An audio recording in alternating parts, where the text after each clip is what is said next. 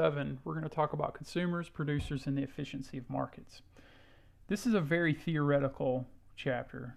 Most students in principal levels courses are a bit less patient with theory than they are real world applications, because real world applications are a little easier to understand. However, if you can learn the materials from this chapter, the theoreticals, it will pay off in at least two ways. First, the tools introduced in this chapter, including consumer and producer surplus and welfare economics, are used extensively in the real world to assess the costs and benefits of policies and market imperfections. Some questions that would answer with the tools provided in this chapter include when does a policy do more harm than good? Who does a policy make better off? Who does it make worse off? How do total gains to winners compare to total losses incurred by losers of policy? And the following two chapters will use the tools established here of welfare economics to analyze taxes and international trade. With international trade, we're also going to include restrictions on trade. You'll typically find that these applications are very interesting, and they're much easier to learn after you have a good working knowledge of the material covered in this chapter. So the second payoff from this chapter, from putting in time with this chapter, is that it will illuminate one of the most important ideas in economics. If you remember previously, we talked about the Wealth of Nations and Adam Smith, and we were talking about Adam Smith's invisible hand. In other words, the principle that markets are usually a good way to organize economic activity in terms of efficiency. We're going to illuminate that in this chapter. So we should note, though, that our analysis in this chapter is going to assume perfect competition. When there's not perfect competition, that assumption fails. The market on its own may not maximize society's well-being. So we're going to study market failures in later chapters, but here we're going to assume perfect competition. It's a good place to start to get the basics. So we're going to use tools of welfare economics to see how public policy can improve on market outcomes in such cases later on down the line. So how we can have market fixes.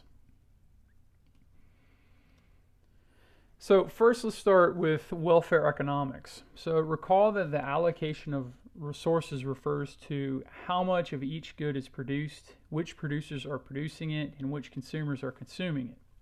Welfare economics studies, the emphasis here is on how the allocation of resources affects economic well-being. First, we'll look at the well-being of consumers.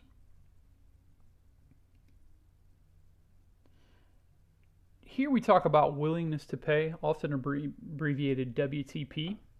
A buyer's willingness to pay for a good is the maximum amount the buyer will pay for that good. WTP measures how much the buyer values the good.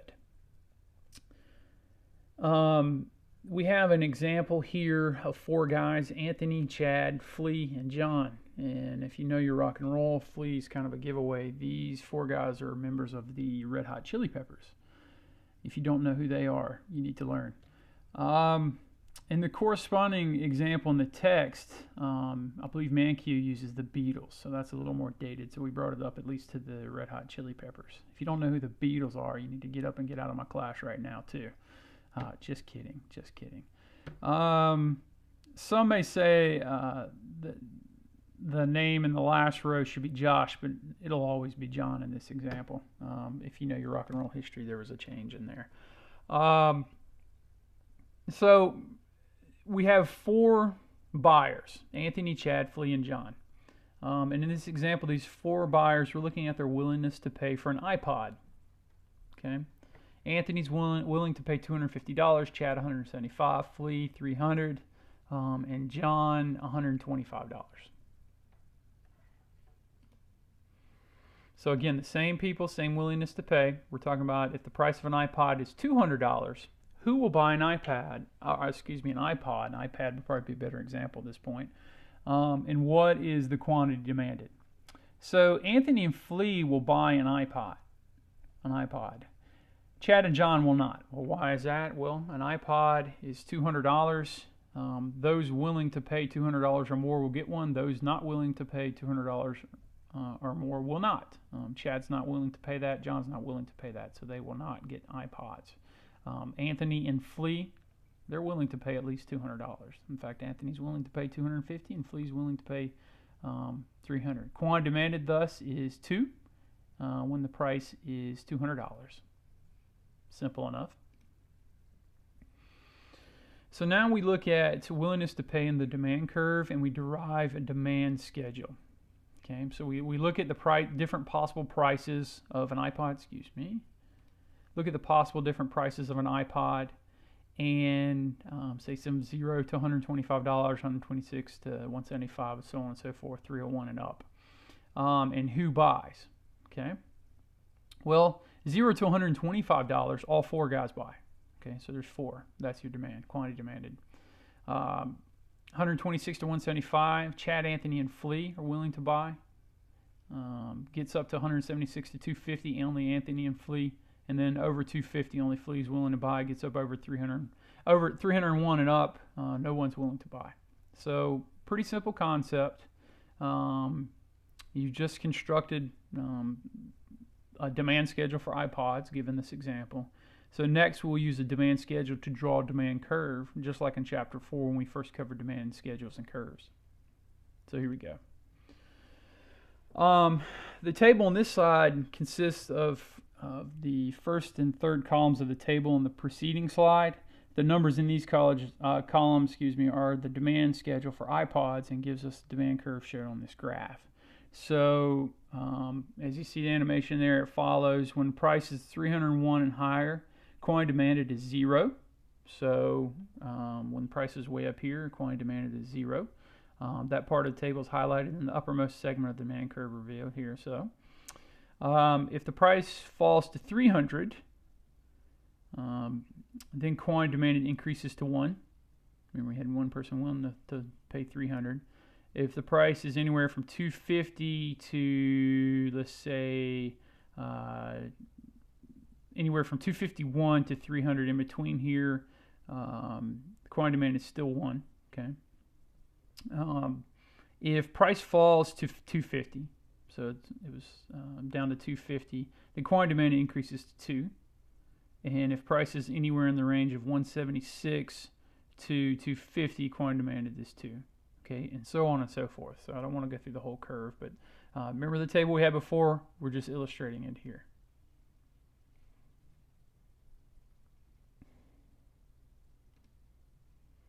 So about the staircase shape. You can kind of, obviously from the previous slide, you can probably understand where the demand curve comes from, but the staircase-like shape may seem odd. But I should point out that it has 4, what you could call steps, 1 from each buyer. Suppose that there were 10 buyers instead of 4, okay? We're dealing with 4 buyers here. Suppose there were 10. How many steps would it have? 10, of course. As price changed, say if it went down, more people would demand iPods, and that number would go up. If there were 20 buyers, this demand curve would have 20 steps. A perfectly competitive market has a huge number of buyers. So suppose there's 10,000 buyers in the market for iPods, which is a tiny fraction of the actual number of buyers for iPods in the real world, then the number of steps would be 10,000. In relation to the graph, each step would be significantly small, and the demand curve would look like a smooth curve rather than a staircase. Even though it really is a staircase, one with 10,000 or 10 million small steps in it. So it has a step illustration here just because we're talking about 4 different people. So as you add more and more to the market, that's where a demand curve gets that straight line from. If there are a huge number of buyers, again, in a competitive market, there will be a huge number of very tiny steps and it would look like a very smooth curve. Now, naturally, you could just assume, you could see the overall movement of the curve is from top downward, has a negative slope. As price decreases, quantity increases. As price increases, quantity decreases. So just so you don't get hung up on why is it a stair-step looking illustration. If it makes you feel better, you can just go ahead and assume the overall average demand curve would look like how my mouse is moving right now. Now, when Q equals 1, quantity equals 1, the height of demand curve is $300, which is Flea's willingness to pay and how much he values an iPod. At any price higher than $300, Flea leaves the market, and hence at Q equals 1, Flea is the marginal buyer. At 301 and up, no one's buying iPods in this 4-person example. When Q equals 2, the height of demand curve is $250, which is Anthony's willingness to pay and how much he values an iPod. At any price higher than $250, Anthony leaves the market, and hence Q2, Anthony is the marginal buyer. So marginal buyer just basically means the next buyer to enter the market as the price comes down. And so on and so forth. We could continue this on out. We see Flea's willingness to pay, Anthony's willingness to pay, Chad's willingness to pay, and John's willingness to pay. The lesson here is summarized in the text on the right-hand side of the screen, again with the Beatles. At each quantity, the height of the demand curve tells you the marginal buyer's willingness to pay, and how much the buyer values the good. And that's their willingness to pay. So at any quantity, the height of the demand curve is the willingness to pay of the marginal buyer. The buyer who would leave the market if P were any higher. So the marginal buyer is the one that would, if you went up another dollar, they'd leave the market. If you went from 250 to 251, or you went from 300 to 301, the market would shrink by one buyer. Okay, makes sense? So in that case, when we're talking about willingness to pay, actually using the step ladder, if you will, approach to the demand curve instead of just a straight demand curve allows you to see these elbows here, these corners here, that allow us to identify the different buyers' willingnesses to pay. Now, again, in the real world, you get 10,000 buyers, you get 10 million buyers. You're not going to be able to see all these little edges. They're just going to appear, they're going to be very small, and they're just going to appear like a very dark, straight, downward sloping line. So let's talk about consumer surplus, oftentimes abbreviated CS. Consumer surplus is the amount a buyer is willing to pay minus the amount the buyer actually pays. So if you recall to a demand schedule, we went around the class, or we could theoretically go around the class and say, hey, how much would you be willing to pay for this candy bar? You would have different people be willing to pay different things depending on what kind of candy bar it is. Some might really like the candy bar we have, and they're willing to pay upwards of $10 for it. Some people may not like chocolate or whatever, and they're not willing to pay anything, or they're willing to pay very little. So each consumer has a different willingness to pay. Well, the market then settles on a price. So what if you're someone that really likes that candy bar? You have a higher willingness to pay. Say it's higher than the price, you have what's called a consumer surplus. You get some satisfaction out of the candy bar above and beyond what you have to pay. So that's the willingness to pay minus price, aka your consumer surplus.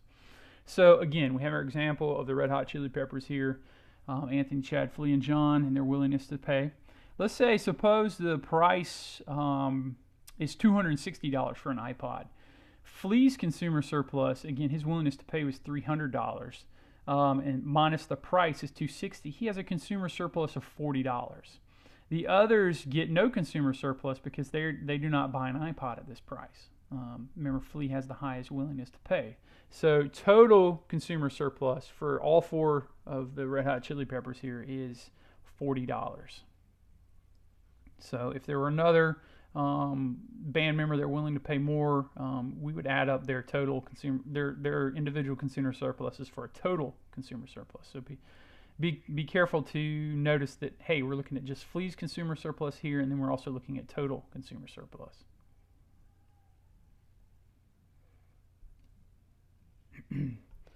Now, let's look at consumer surplus and the demand curve. Again, using this step ladder demand curve, if you will, step down demand curve instead of the smooth demand curve. Again, price in this example is $260. That's where this blue line, this arrow comes in. That's $260. Anything above price and below the demand curve is consumer surplus. So that leaves only Flea who's willing to buy at $260, because the next person that would buy is at $250, if I recall correctly. So that willingness to pay, that total willingness to pay minus that market price, consumer surplus is $40. So your total consumer surplus is $40. So And just as a reminder, the area of any rectangle equals its base times its height.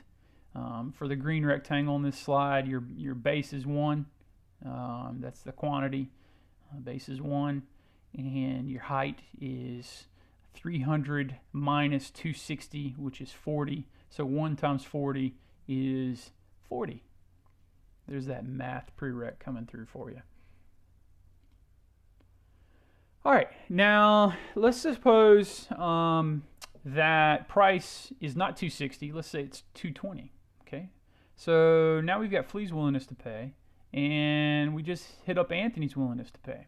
So the price now is 220, right here, illustrated by the blue line here and pointed out by the arrow. Flea's consumer surplus is his willingness to pay minus the price. Okay, again, price went down, so Flea's consumer surplus went up to 80. And now we have Anthony in the market. His willingness to pay was 250, and he's only charged a price of 220, so he has a surplus of 30. Flea's consumer surplus and Anthony's consumer surplus, again, the two people in the market, is 80 plus 30, which is a total consumer surplus of 110. So the entire green area here is total consumer surplus. It can be divided into two rectangles. Okay, the first and leftmost represents Flea's consumer surplus. We look at this rectangle here. It has a height of $80 and a width of 1 unit. Okay, the second represents Anthony's consumer surplus.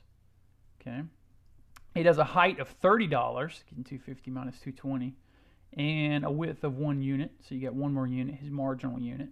So you can still do the base times height. You just do it for two different rectangles in this example. The sum of these two rectangles, 80 and 30, equals the total consumer surplus, 110.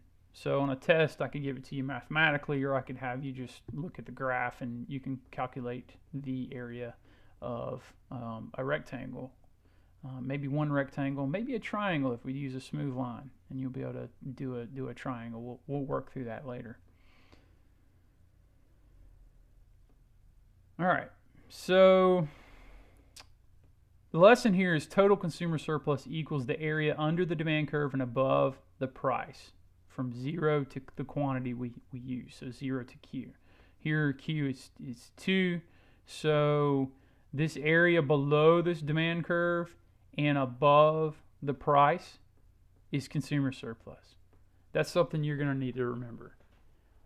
The area below the demand curve but above the price is consumer surplus. Again, the area below the demand curve and above the price is consumer surplus. Commit that to memory. You will have it for the rest of your economics career.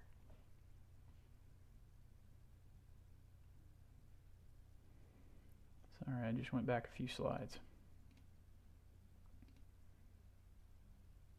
Here we go. Again, the area below the demand curve and above the price, consumer surplus. I mean, in a straight line, this will be an actual triangle-looking thing. It would be actually half of a rectangle, so you would do base times height divided by 2 to calculate a triangle. So imagine this a straight line. You'd have an edge here, you'd have a right edge here, and then a line like this. You'd have an offset triangle. It'd be half of a rectangle. So you could calculate that as well. All right, so let's look at consumer surplus, and here we have our triangle. Let's look at consumer surplus with lots of buyers and a smooth demand curve, which is much more realistic. Let's look at demand for shoes. We have a price per pair, and we have thousands of shoes. Okay, so 5,000, 10,000, 15,000, so on and so forth. At a Q of 5,000, that is 5,000, the marginal buyer is willing to pay $50 for a pair of shoes. Suppose the price then goes to $30. Then his consumer surplus equals 20. Okay, we're going to work through how to do this here in a second.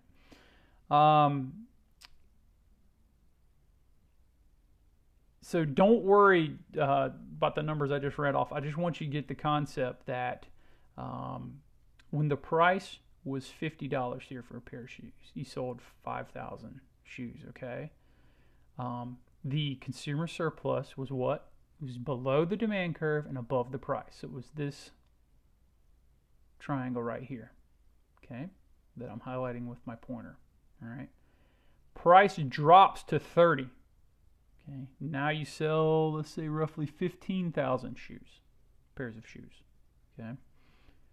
What happened to consumer surplus? Is it bigger or smaller? Well, it's much bigger. The area above price and below the demand curve and above price, again, is consumer surplus. It is now this large triangle.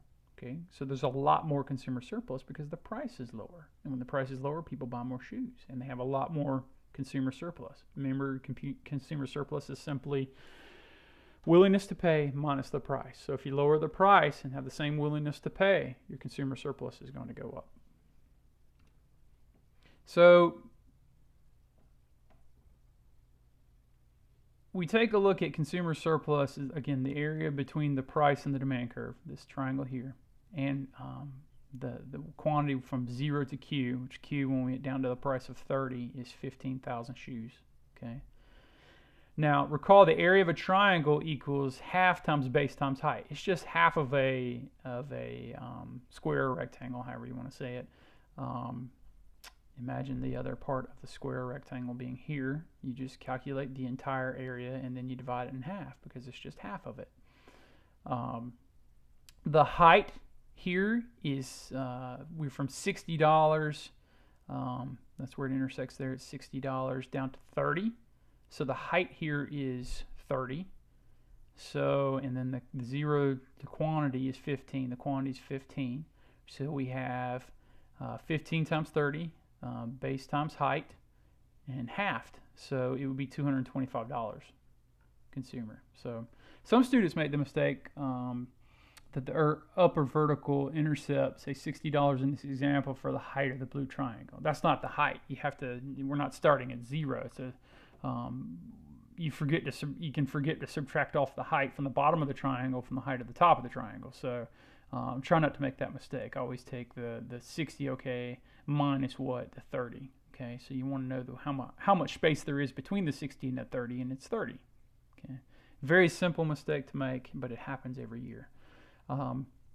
So the first one or two times it might be worthwhile when you're practicing this to make sure you're getting the right height of a triangle in homework. Okay, so this distance from this point to this point is 15. The distance from this point to this point is $30. Okay, maybe that's a better way to remember it. So look at how, now that was an example of how lower prices increase consumer surplus. Now we're going to look at how higher prices reduce consumer surplus. So we have the same example here with shoes, $30, 15,000 shoes sold. Well, what if price rises to $40? So price goes up here. What happens to consumer surplus? It shrinks from this huge triangle we had before to this just pink one here. So consumer surplus then is the difference between this distance here, so or the distance here, which is $20, and the distance from 0 to Q, which is 10, so 20 times 10, and we're dealing with a triangle here, so we have it. So consumer surplus is now 100. There are two reasons for the fall in this consumer surplus, and you can represent them on this graph. The first reason the fall in the consumer surplus is due to buyers leaving the market. Okay, see this space right here, this blue looking triangle, striped triangle here. Those are the consumers that left the market. Hey, at $30, their willingness to pay was being hit. You were selling 15,000. It goes up $10. You sell 5,000 less shoes, or the market sells 5,000 less shoes. So that's the first reason why consumer surplus falls. You lost this area here because people are less willing to pay. So that's one part of it.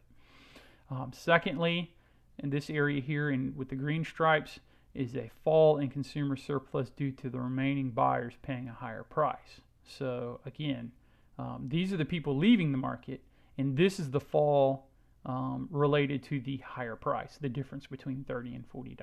So on a test, if you need to identify you may need to identify not only the change in consumer surplus, but also the two reasons.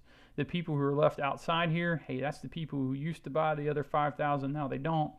And then the people inside here, the fall in consumer surplus to the remaining buyers paying a higher price. So again, price of a good goes up. Some of the basic things we talked about in the first few weeks of this course.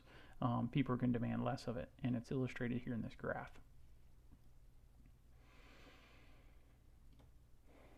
So let's take a look at an activity.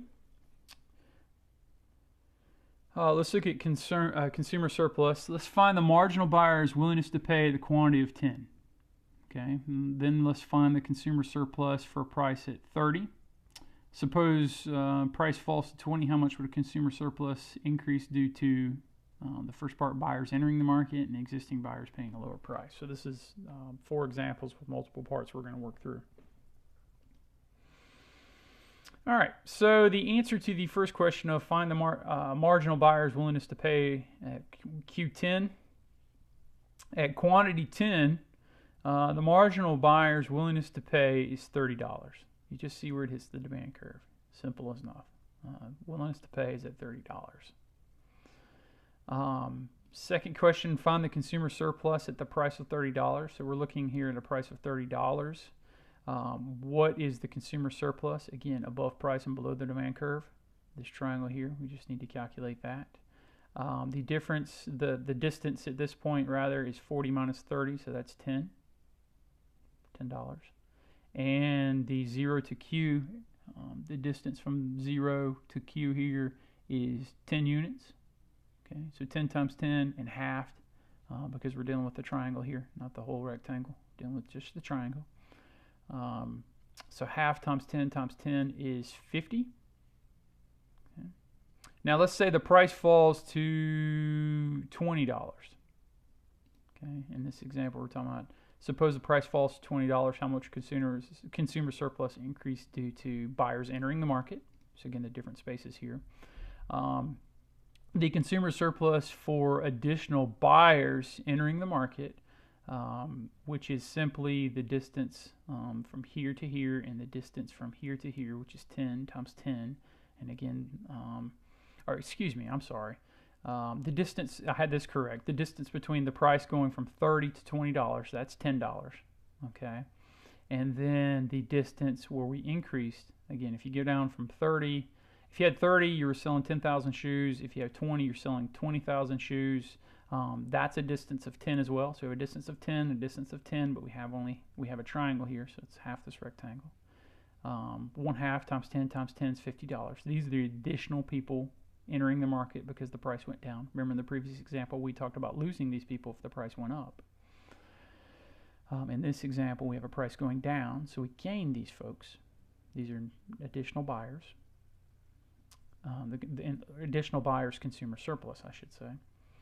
And then lastly, what was the increase in consumer surplus from existing buyers paying a lower price? So this is that green area here. Okay. Again, it's a full rectangle, so we have a distance of 10 and a distance of 10. So we gained these folks just because the price went down. We gained their buys, their consumer surplus, just because the price went down. Okay, that's 10 times 10 is $100. So the increase in consumer surplus for additional buyers was this $50 area, and the increase in consumer surplus due to additional buyers because of the lower price is this area here, which is $100. So again, buyers entering the market and existing buyers paying a lower price. So these guys are existing buyers, and these are buyers entering the market. Okay. All right, so now let's look at cost and the supply curve. Cost is the value of everything a seller must give up to produce a good, so i.e. opportunity cost. It includes the cost of all resources used to produce a good, including the value of the seller's time. So you have opportunity cost of your time. You can be producing X instead of producing Y, and so on and so forth. An example let's use here is the cost of 3 sellers in a lawn cutting business, Jack, Janet, and Chrissy. The cost for Jack is $10, the cost for Janet is $20, the cost for Chrissy is $35. So a seller will produce and sell a good or service if their price exceeds his or her cost. So this is, hey, I'm going to provide a lawn service, but only if I can make money doing it. Will the price I get for cutting lawns exceed my costs? So Hence, the cost is the measure of the willingness to sell. So we were talking about before willingness to pay, now we have willingness to sell. The material cost, the producer surplus and supply curve is the same. Material owners' willingness to pay, consumer surplus and demand curve. Therefore, this section provides a bit less detail and should move a little bit more quickly. We're just talking about producer end now. So, looking at cost and supply curve, we can derive a supply schedule from the cost data. Again, Jack's cost is $10, Janet's $20, Chrissy's $35. And then we have their willingness to sell, so their quantity supplied. $0 to $9, no one's in the market supplying lawn services. 10 to 19, only Jack. 20 to 34, Jack and Janet. And then 35 and up, Jack, Janet, and Chrissy are like, hey, let's all do lawn services. So you should be able to figure this out pretty easily. Willingness to sell. Again, we're using the step curve here, the staircase demand curve. What we used the staircase demand curve previously, we're going to use a staircase supply curve, at least initially here, just to give a very basic example of these three sellers. Again, we have our supply schedule here, our willingness to supply, given the prices. At each quantity, the height of the S-curve, supply curve, is the cost of the marginal seller. So the seller who would leave the market if the price were any lower. So as you move downward here, as price of lawn services, so as the price that Jack, Janet, and Chrissy get goes down, the quantity goes down. So as the price goes up, the quantity supplied goes up. Okay. And again, these little elbows, these little staircases represent, hey, at this point, Jack says, all right, fire up the lawnmower. At this price here, Janet says, I'm joining you. At this price, Chrissy says, I'm in. Conversely, you go this way, go down here, Chrissy's out, Janet's out, Jack's out, just depending on what the price is. So for future reference, you might also note that you can use the term marginal cost as shorthand for cost of the marginal seller. So this cost of the marginal seller, later on we're going to address it as marginal cost. So it's the cost for one additional person entering the market. Or it could be one additional seller, or eventually it could be one additional unit as well. But we'll get into that a little bit in the future. So now, we talked about consumer surplus before. Now let's talk about producer surplus. So when we're talking about supply, we're talking about producers. Okay. So producer surplus, a lot of times abbreviated as PS, is the amount a seller is paid for a good minus the seller's cost. Okay, so do they have a surplus after the cost is taken out? So here's the price, their willingness, the price that the market is selling for lawn services in this example, minus their costs. So are they willing to produce at that price? Well, if they have some money left over after the cost, that's called profit or positive revenue. They're going to be willing to sell.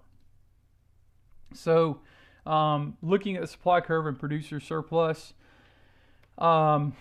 producer surplus again is price minus cost. So suppose the price is $25 in this market, illustrated here by this blue line here, highlighted by the yellow arrow. Jack's producer surplus, again, price minus cost. Remember, his was going all the way back here. One more slide back. Going all the way back here, Jack, his cost was $10. Janet's cost was $20, and Chrissy's was $35. It could be opportunity cost, could be the actual cost. That's their cost to produce. So Jack was at 10, we had 25 and 35. Jack's producer surplus then is the price, $25 minus his cost, which was 10. So that leaves 15 producer surplus area. Janet's producer surplus is 5, so her cost was 20. So price 25 minus 20 is 5. Chrissy's producer surplus is 0, so she's not willing to actually produce because I think her costs were 35. So 25 minus 35, she'd be in the negative, so she wouldn't produce. So you take these numbers and add them up. So she has no surplus, no producer surplus, because she's in the negative. if she operates, which she obviously wouldn't.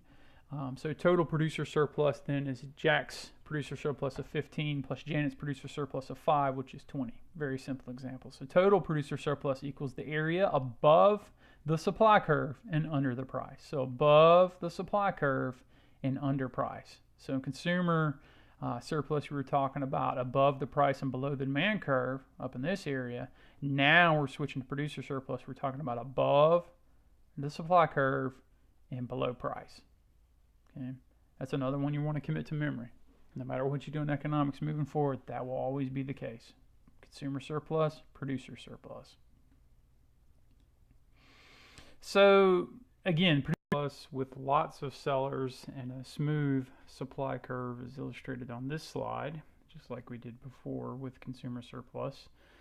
We're supposing a price of 40 and a Q of 15. Again, these are in thousands. The marginal seller's cost is 30, and her producer surplus thus is 10. When you look at the graphs, make sure you see where the supply curve actually hits the vertical price axes here. We're assuming here it's around 15. We have a difference of 30 to 40 is 10, so that's her producer surplus.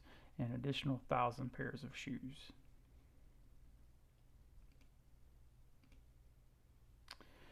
So the producer surplus is the area again between the price and the supply curve, and from 0 to Q. So the height of the triangle is 40. You have this price here of 40 minus 15. Again, it came in here at 15, and that difference is 25. So don't, again, just to caution you on tests and homework, don't just assume, hey, it's 40. You have to subtract out where the supply curve hits the vertical axis here on the price line. So producer surplus, we have to get the area of this triangle here. It's 1/2 times base times height, and that is 1/2 times 25 times 25. So again, 25 is the quantity here, and 25 is the difference between 40 and 15, leaving us with a producer surplus of 312.50.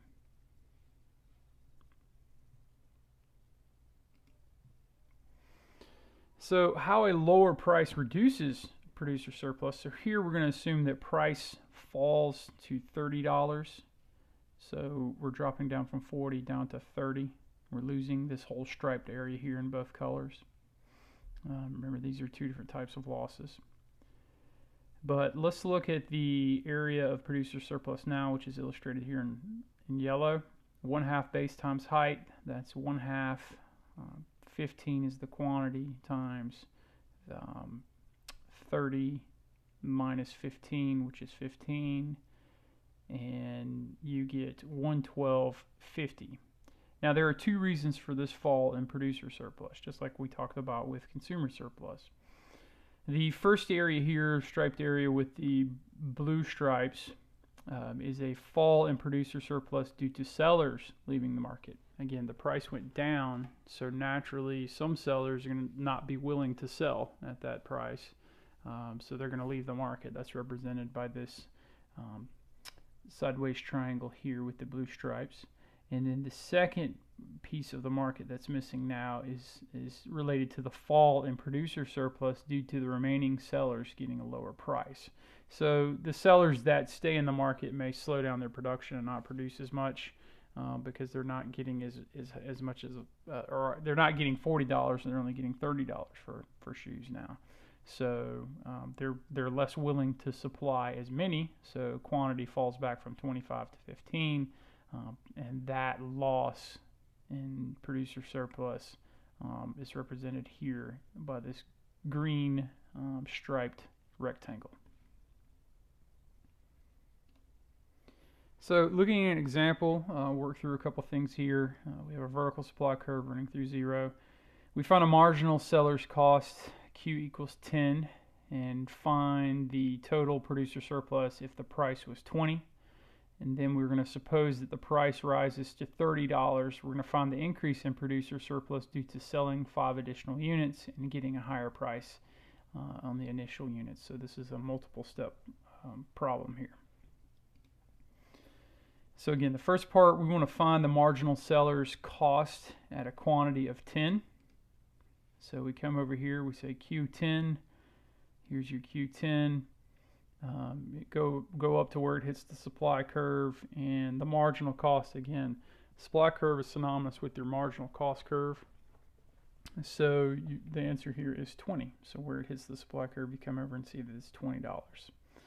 Now the second question is find the total producer surplus when the price is $20. So we're saying, okay, price is $20. The producer surplus is going to be above the supply curve and below the price. So it's this area of surplus that is gained by obtaining a price higher than this willingness to sell here. So above the supply curve and below the price, this area here in this triangle. We do 1/2 base times height. Base here is $20, or you could call it height actually. Height is $20, and the quantity 0 to Q is 10. So 1/2 10 times 20, and producer surplus is 100.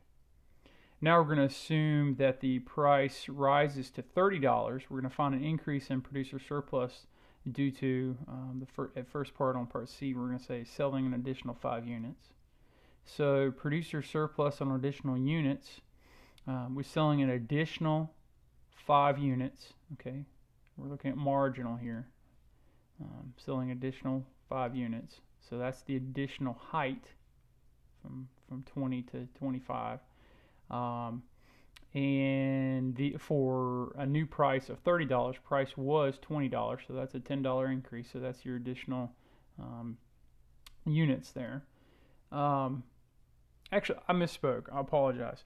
The $5 is actually the movement from 10 units to 15 units. Let me state this a little more clearly. So the movement from 10 units to 15 units when the price goes up to $30 from $20. So that's where the 5 comes from. And then the price increase is the $10 here. So the price was $20. Now we're looking at a price of $30. So that's an additional 10. So if I ask you to give me what the marginal effect on producer surplus was, you just have to take what everything increases, what the Q increases and what the price increases. So from a movement from $20 to $30, what's the producer surplus on the additional units? So there's a bit of semantic language there. 1/2 base times height, that's 1/2 times 5. Again, the movement from 10 to 15, and the movement from $20 to $30, and the additional producer surplus generated from the additional units, I should say, is $25. So a little tricky wording there. I'll try to make it a little more clear on tests and homework. Suppose again price rises to $30. Find the increase in producer surplus for part D due to getting a higher price on the additional 10 units. This is simply the increase in producer surplus on the initial 10 units. So we take the additional 10 units and we multiply by the additional $10. That's this rectangle here. That's why we're doing a full area, not a half. So this part C was this blue striped triangle, and part D we're looking at this green striped rectangle here. So an additional $10, $20 to $30, and an additional 10 units. We have, and they're giving us here this additional 10 units. I should highlight that. 10 times 10 is 100, so that's the additional producer surplus. So that's a little more tricky than it will be on the test. I'll try to keep things a little bit more straightforward, more in line of what we did with producer surplus in terms of having a lot of sellers in a smooth S-curve and identifying these two triangles here and how much producer surplus is here. I think that's a little more straightforward than what we worked through here. That's not to say you won't have to think through something similar to that, but I just wanted to let you know that my emphasis in this introductory course will be more or less on movements along the line, very similar to what you see on this slide right here. So moving back through the example. All right, consumer surplus, producer surplus, and total surplus. Consumer surplus, again, is the value to the buyers minus the amount paid by the buyers. which is consumer surplus is another way of saying the buyers gain from participating in the market. What did they gain? Producer surplus is the amount received by sellers minus the cost to sellers, and the sellers' gains from participating in the market. So, long story short, consumer surplus is simply the buyer's gains from participating in the market, and the producer surplus is the seller's gains from participating in the market. And as you can see, as prices go up, quantities go up and down. Prices go up and down.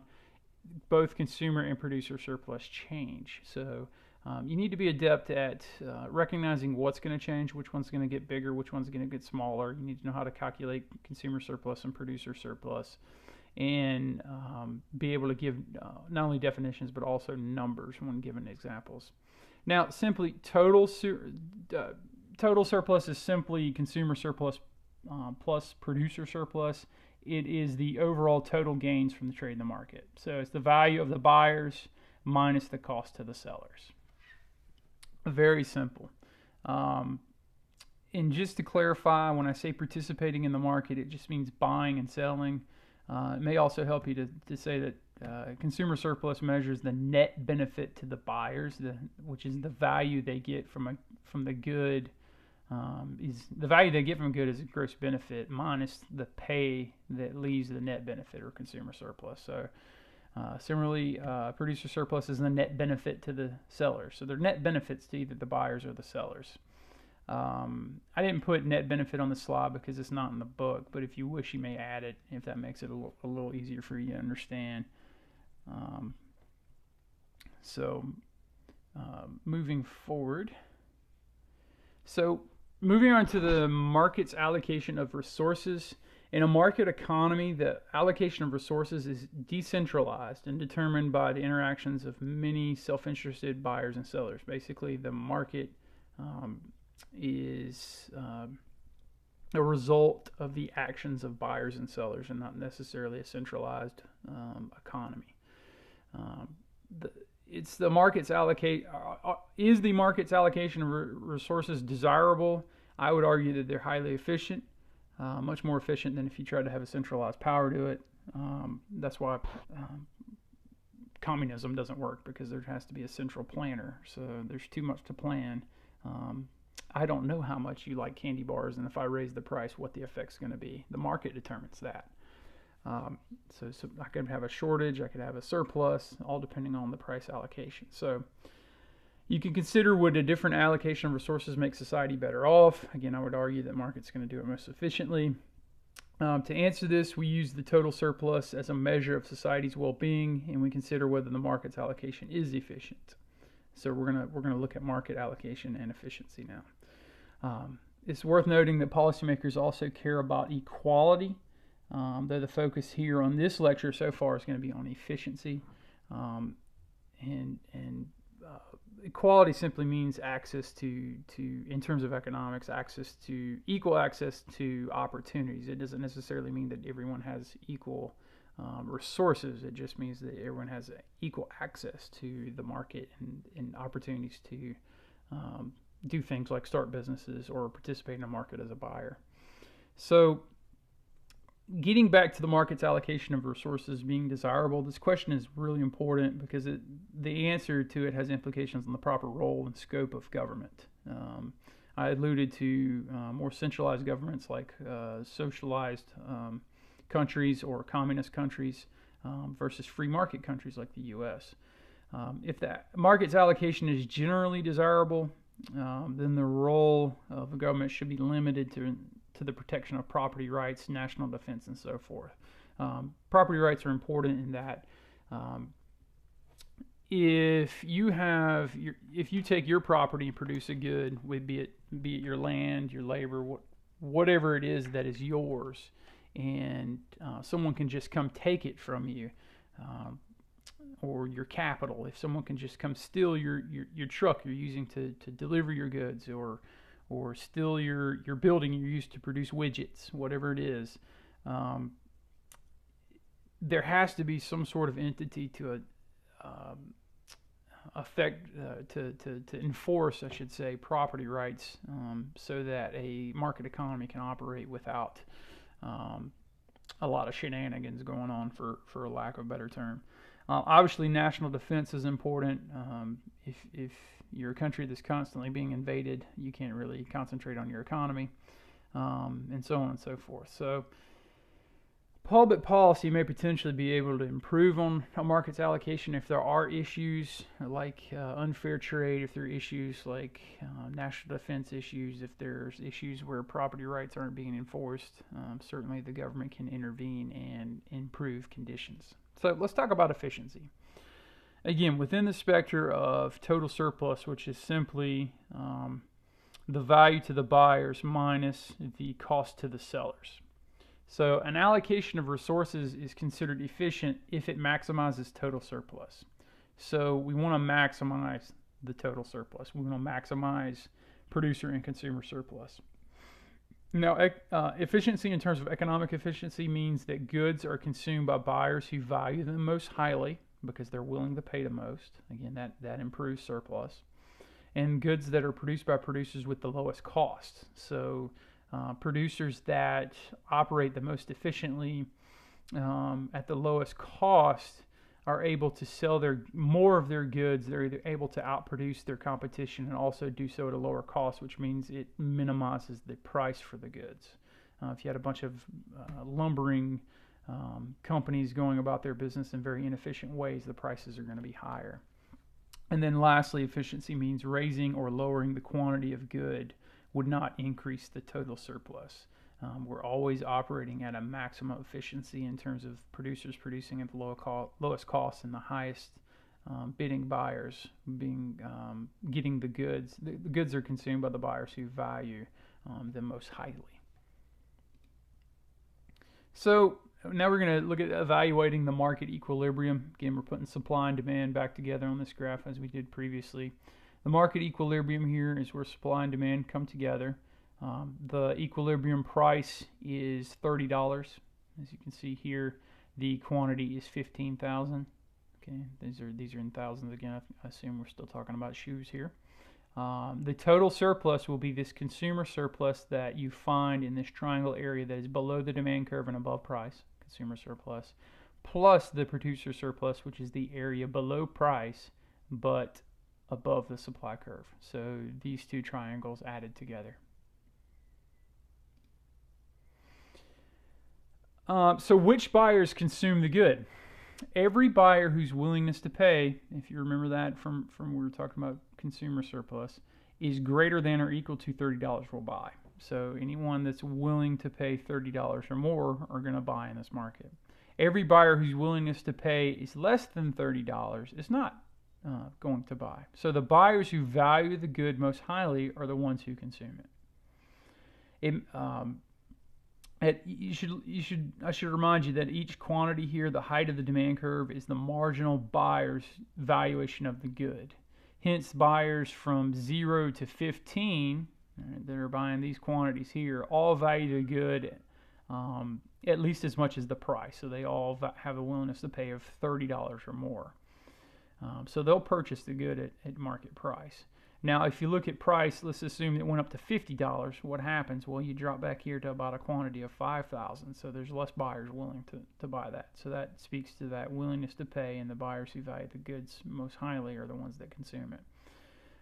The buyers from 15 on up value the good for less than $30, so they won't buy. So they may value it, say, at $20, and that's when more buyers are in the market, and it would go up to about 20,000 units and total shoes sold in the market.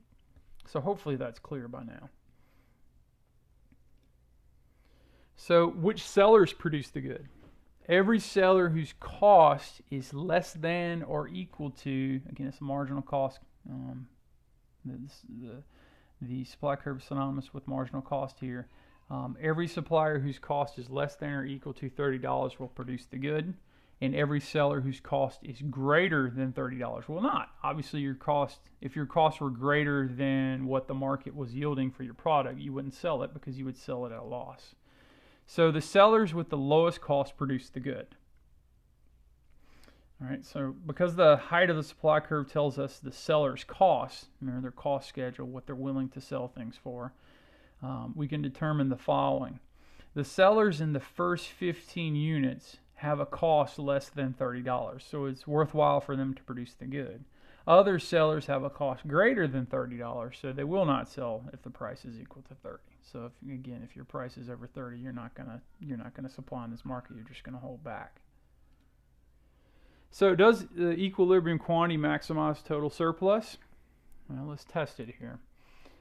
This slide shows that if we're starting at a Q greater than the market equilibrium quantity, we can increase total surplus by reducing Q. So the slide demonstrates that for this one particular Q of 20, it demonstrates this for this one particular Q of 20, but is it true for any other Q quantity greater than the equilibrium quantity? Thus, if we continue to reduce the quantity, the total surplus will continue to increase until we get an equilibrium quantity. So the market is going to force things back down to this equilibrium. Basically, that invisible hand will not, in this particular supply and demand situation, will not let things operate at a price, say here, of 35 and a quantity of 20, or a price of 20 and a quantity of 25, or 20, excuse me. Things are going to be forced. The invisible hand is going to push the suppliers back down here and the buyers back up here. So at a quantity of 20, the cost of producing the marginal unit is 35. The value to the consumers, the marginal unit, is only 20. Hence an increase in total surplus by reducing Q. This is true at any Q greater than 15. So again, looking at the equilibrium maximizes total surplus. At a quantity of 10, the cost of producing a marginal unit is 25. Okay, again, we look at a marginal cost basically schedule here. If we're going to produce one more unit, it's going to be $25 at this point at a quantity of 10. The value to the consumers of a marginal unit is $40. Okay, so at this point right here, you can take this line straight on up and say, hey, well, the consumers value things at $40, the producers value things at 25. Hence, an increase in total surplus can be obtained by increasing the Q from 10 to 15. Basically, the invisible hand moving things back towards equilibrium in this direction. So, two slides. We had one where suppliers where the quantity had the suppliers with a higher number and the buyers at a lower number. In terms of how they value it, you just simply look at this is how they value things. And then an example here where the buyers value things higher than the sellers. All of this is basically conjecture, just to say the market's going to push things towards equilibrium. So does equilibrium, again, maximize total surplus? The market equilibrium quantity maximizes total surplus at any other quantity and can increase total surplus by moving forward, towards the market equilibrium quantity. This basically summarizes, this slide here just summarizes what we were just talking about in the other two slides. In this area here, we had a limit of consumer surplus to this triangle right here, this space right here, and then a very small producer surplus here. So we're looking at these two triangles, all right? And then here we're looking at this triangle here for a consumer surplus and this little triangle here for a producer surplus. Well, what's the moral of the story? Move towards equilibrium and boom, both of these triangles come together and you have all this space of additional total surplus. So imagine a line drawn right here at $30 and 15,000 shoes, and you have producer surplus in this area right here and consumer surplus right here. So moving towards that market equilibrium, which the market does on its own. That's not something that a government agency or any centralized power can determine, hey, we need to operate at 15,000 shoes and $30. That's impossible to do on your own. You end up missing, like you see here and here. Okay, you move here where you let the market determine it, and you end up with this huge total surplus, the consumer surplus plus the producer surplus, which is bigger than both of these. Again, you wouldn't get this middle ground here. You wouldn't get this middle ground here. You would just have these smaller areas. Okay, so I think that addresses that question pretty well in terms of total surplus being best served by a market. Now, I've kept alluding to the invisible hand, and that goes back to Adam Smith and his Wealth of Nations from 1776, which obviously is an important year in the independence of our nation. But Adam Smith was widely considered to be the father of modern economics, and his work is quite impactful. Here's what Smith had to say: "Man has almost constant occasion for help of his brethren. It is vain for him to expect it from their benevolence only. He will be more likely to prevail if he can interest their self-love in his favor, and show them that it is to their own advantage to do for him what he requires of them." And this is the key quote from Wealth of Nations. If you hear any quote from Wealth of Nations, 9 times out of 10 is going to be this, what's following: "It is not from the benevolence of the butcher, the brewer, or the baker that we expect our dinner. They don't just give it to us, but from regard of their own interest." So the butcher wants brew and bread, the brewer wants meat and bread, the baker wants brew and meat as well. So it's in their best interest to trade. So this passage from the Wealth of Nations basically simply states, and believe it or not, at this point, a lot of people hadn't figured all this out. It's hard to overstate the impact of the ideas of these passages, really, even at this 1776. I mean, there were some serious advancements being made in terms of moral philosophy. It's really the dawn of the Industrial Revolution. A lot of that had to do with people like Adam Smith. So you should try to understand and appreciate the significance of what we just went through in terms of analysis of market efficiency and those gains in total surplus, and the connection here with an Adam Smith saying people aren't just giving things away, out of benevolence, out of just charity. They're doing it to gain for themselves. So one of the first rules we talked about is people are perfectly self-interested. People respond to incentives, and they're usually incentivized to reach their own goals. So we continue on with Adam Smith here. "Every individual neither intends to promote the public interest nor knows how much he is promoting it. He intends only his own gain. He is in this, as in many other cases, led by the invisible hand," with emphasis here, "to promote an end which he has no part of his intention. Nor is it always the worse for society that it was no part of it. By pursuing his own interest, he frequently promotes that of the society more effectually than he intends to promote it." So, essentially, what Adam Smith's getting at is, if we go back to these graphs and say, hey, we could try to force these things to happen. We could try to force and guess quantities and prices. But if we let the invisible hand move things to equilibrium, we get a bigger total surplus anyway. And this is net benefit, again, to producers and consumers. So let's look at the free market versus government intervention. The market equilibrium is efficient, as we've illustrated there, both in the words of Adam Smith and also common sense and graphically. Market equilibrium is efficient. No other outcome achieves a higher total surplus. Government cannot raise total surplus by changing the market allocation of resources. Again, if we're guessing here, we're going to leave something on the table. And laissez-faire, which is French for allow them to do, is the notion that government should not interfere with the market. So you'll hear the term laissez-faire economics. It basically means free market economics.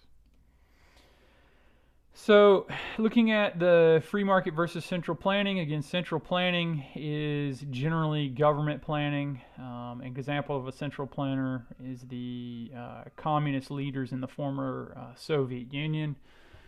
It's so funny, we had the Cold War for so many years on the brink of nuclear war, and what brings down the Soviet Union is economics. More specifically, what brought them down is things like toilet paper. People are waiting in line for 3 and 4 and 5 days for a roll of toilet paper. That tends not to make people very happy with their society. So, looking at free market versus central planning, suppose the resources were allocated not by the market, but by a central planner who cares about society's well-being. Who is this benevolent person who's all-knowing? I don't know. That's a faulty thought there.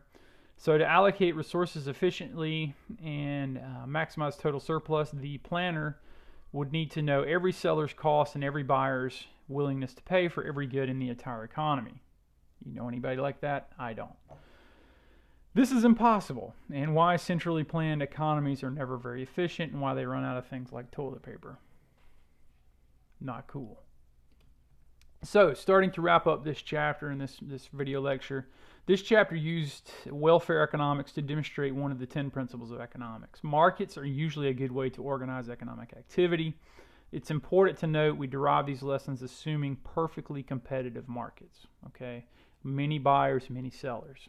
There arises an opportunity for market failure when other conditions that we'll study later chapters, the market may fail to allocate resources efficiently, which can lead for a role for government within a free market situation. Such market failures occur when a buyer or seller has market power, the ability to affect market price. If there's only one buyer or there's only one seller, talking about a monopsony is the one buyer. Common example of that is a league like the NBA or the NFL is essentially a monopsony. It's a single buyer of athletic talent for that particular sport. More people are more familiar with a single seller, a monopoly. They can be government created, it can be naturally created. Examples of government created monopolies are generally utility companies like Duke Energy, SCNG. They have certain areas that are dedicated as their areas. There's various reasons for that, cost reasons, safety reasons. Monopoly can be, say, Microsoft at one point. Kind of still is, but can be considered a monopoly power when everything was running off of Windows. Now there's a couple other platforms you can use, obviously Apple and a few others, but Android platforms. So that those types of situations where they have market power, they can pretty much set their own price. You have to make sure they're not taking advantage of people.